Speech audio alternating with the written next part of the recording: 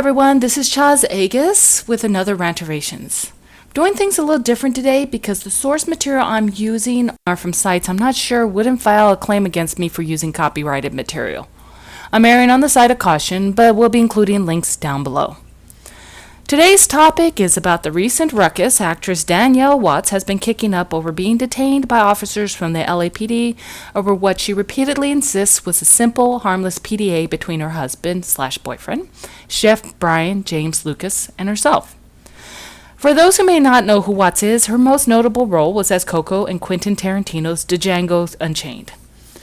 Now, what everyone agrees on is that Lucas and Watts were out in their car with the door open, which is apparently the only thing anyone can agree on.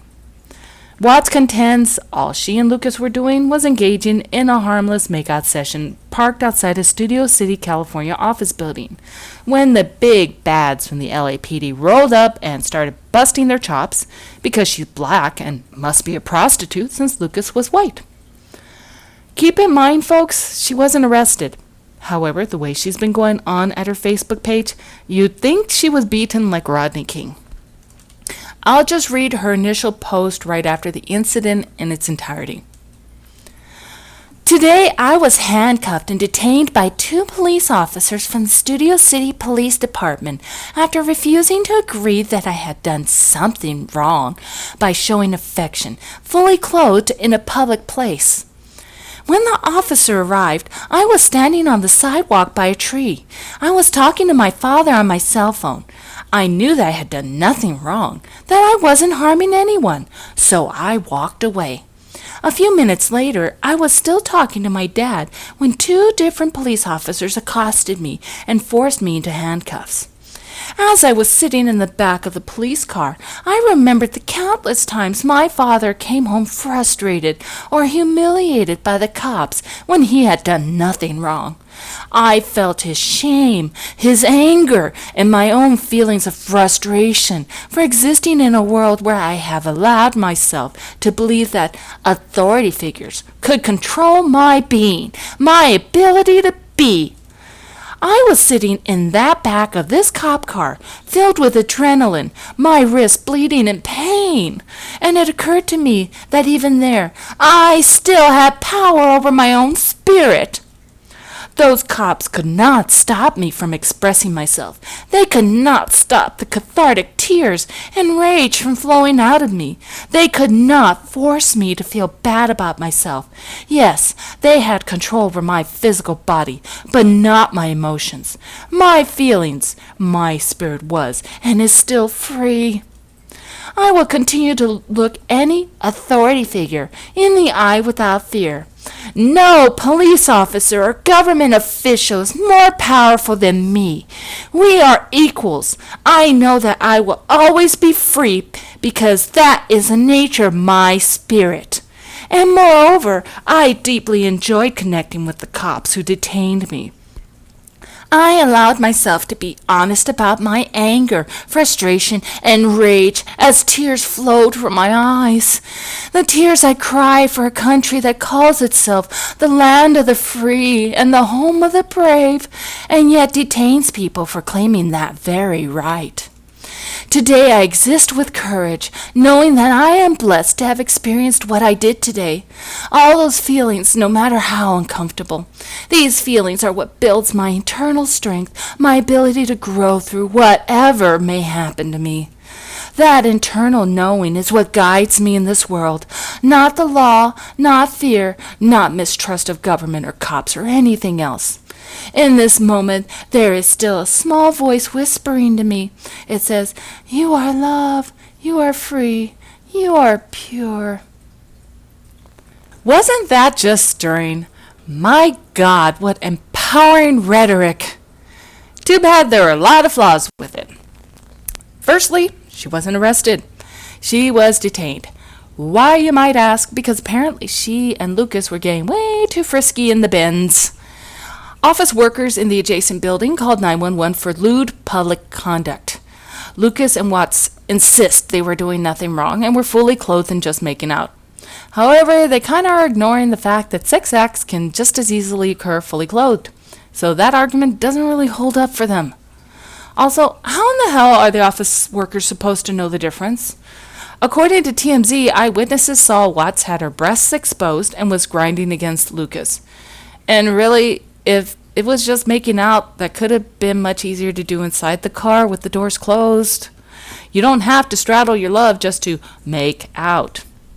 One other point on this is reportedly one of the office workers had gone outside and told the couple to knock it off, but they ignored them and kept at it. Guess Lucas is that good a kisser. Okay, so Watts claims they were singled out for doing nothing wrong and being a mixed-race couple. In the video she posted on her Facebook page, she's crying and carrying on while an officer's trying to question her. One of the big sticking points for Watts is that she was detained and handcuffed after refusing to present an ID, despite her husband/boyfriend having done so and trying to walk off. Here's the thing. The officers are answering a call for lewd conduct. They don't know who this couple are from any John and Jane Doe off the street.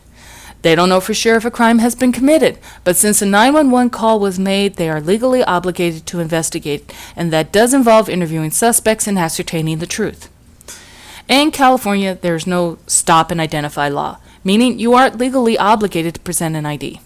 However, with that said, and in this context, officers have every right to detain your ass until they figure out who you are. They aren't going to know if you have any outstanding warrants. If they are detaining you, it's probably for a very good reason. In this case, the report was made of a possible crime being committed, and until they could determine otherwise, Watts and Lucas were suspects. Watts proclaimed everyone was equal and that this was the land of the free after the officer questioning her said he does have more power than her when she stated he thought he was better than her and thought he had more power than her. And he does. This officer wasn't randomly driving by and suddenly decided to harass them for the shits and giggles. Again, a 911 call was made and he was conducting an investigation to determine whether or not a crime had been committed. Her statement was asinine and misinformed. I will concede that the LAPD isn't known for having a stellar history when it comes to race relations. By the way, if you're confused as to why I'm suddenly talking about the LAPD, Studio City falls under the North Hollywood precinct of the LAPD, despite Watts talking about the Studio City Police Department. Anyway, I mentioned Rodney King earlier, and he is definitely a great example of the LAPD's lousy track record. However, in this instance, Watts is trying to deflect blame by pulling the race card when everything clearly has been done right and by the book. She tried walking off when the officers attempted to question her. They were well within rights to detain her until they could determine whether or not she was a suspect. This is what's called probable cause. What's interesting is that many people aren't letting Watts off the hook for her actions. My favorite Facebook comment on her page so far is this one. I guess you would be the girl who cried wolf. I am ashamed of this whole thing. Can we as black people stop pulling the race card every single time we get in trouble? And you have the nerve to say you understand police work because you put on a costume? Pathetic! I am black and married to a white police officer. You have no idea what they go through because of entitled people like yourself. Just give them your ID. You need to go look up the definition of freedom and reread the Constitution. And if you don't like police, then go buy your own private island. And for all the police haters, I really hope one day we don't have police so you can clean up your own mess, handle the rapes, child molesters, shootings, burglaries, and everything else on your own. We'll see how far you get. So very true. One last footnote on this topic is that Lucas has come out claiming that part of the reason Watts reacted the way she did is because this is the third incident they've encountered where the police have been called on them for suspicious behavior, and that's why she threw down the race card. Okay, I can give to that a little bit, because it would be understandable it'd get old really fast. However, as unfortunate as those previous occurrences were, it's obvious that this call wasn't racially motivated. TMZ, being the dogged bloodhounds they are, because heaven knows they don't want to dip in the ratings, got a hold of the pictures of the couple regarding this incident contradicting what they said, and it's understandable why some folks in that office building thought they were doing way more than just making out. I would have called the cops on their asses too. I don't fucking care how much they love each other. If you can't keep your hands off each other, then get a goddamn room. Not everyone is a voyeur and is interested in watching you get your freak on. Have some class and a little respect of other people and take off to somewhere private. They were doing more than just kissing, and even if they were only dry humping, no one wants to see that. Watts needs to get over herself and stop whining. She wasn't arrested. Okay, so she got a paper cut from the handcuffs. She obviously didn't bleed to death or need stitches. Maybe she was more upset that they weren't the padded, fuzzy kind. I don't know. I do know that had she stayed and cooperated with the officers, she wouldn't have been so grievously injured. She wasn't thrown to the ground. She wasn't punched in the face like that woman in that incident involving the LA County Sheriff's Department not too long ago. She obviously wasn't arrested or people would already be making fun of her mugshot. So all I can say is, honey, stop trying to keep that molehill mountain. No one gives a shit and you got off easy. Get over it and move on. I doubt she will, though. I'm sure she'll make the rounds of talk shows, whining to anyone who'll listen about the grievous treatment she endured at the hands of the LAPD. I'm sure there will be lots of talking heads declaring this incident to be another race issue on the same level of Ferguson, which quite honestly is an insult, as this is not remotely in the same universe as to what's going on there.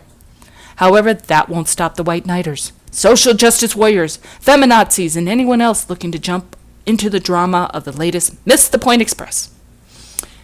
Take that as what you will, folks, and adios.